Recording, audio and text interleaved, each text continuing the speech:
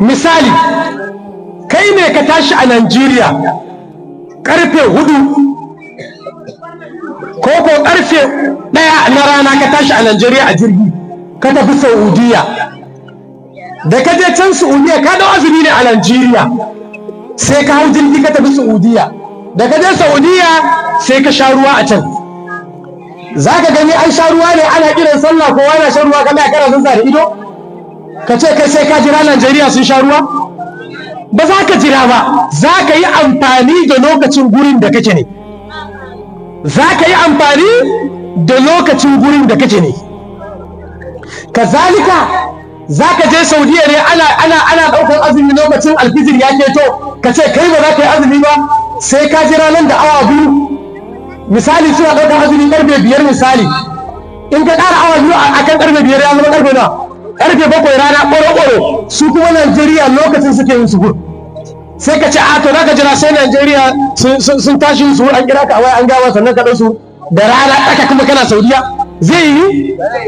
To ya za a yi in har aje azumin da ɗaukar shi ba zai ba ya za a yi sai ɗaukar azumin ne za a ce wai ka ɗauka daidai da ta dala ba sun zuciya nan a ce duk faɗin Najeriya jihohi 36 an gagara ganin wata, a ce a Nijar an gagara ganin wata, a Kamaru an gagara ganin wata, a Chadi an gagara ganin wata, Burkina Faso wanda lokutan da yake ɗaya da su nahiyar mu ɗaya duk ba a gani ba sai an tsallaka an tafi can.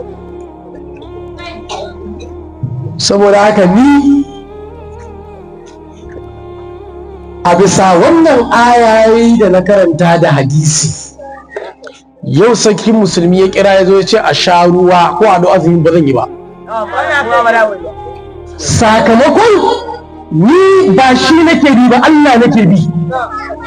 Annabi ne ya ce la da'ata li makhluqin fi ma'asiyatil khaliqi, babu biyayya ga wani abokin halitta a wajen saba ma halicci kowa ya shi. Duk abin da zaka saba Allah kar kai wani biyayya me zai baka? Duk zalunci mutum bai kai Fir'auna ba. Fir'auna ne karshe ne ya tsire mutum a jikin bishiyar dabino ko? To ina tsire wanda an tsire su a dabino sun tafi aljanna.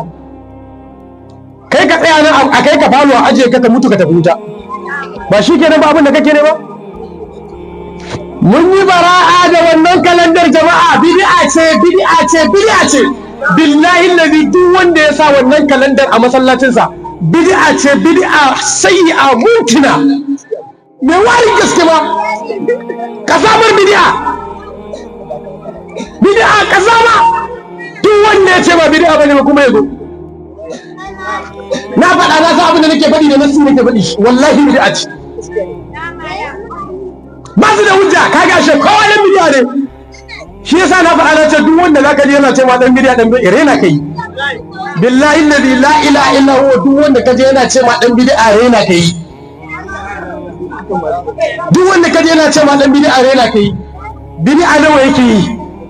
Wannan kadai ta ishe shi, wannan bid'an tan tabulin ina ya samu ta? Saboda haka mun faɗa in wani jahili ya koma gefe ya zage mu oho ba da kai muke, kuna mu da kai mun san ma kana yi aikin Allah muke, mun gama aikin mu ko mun tafi.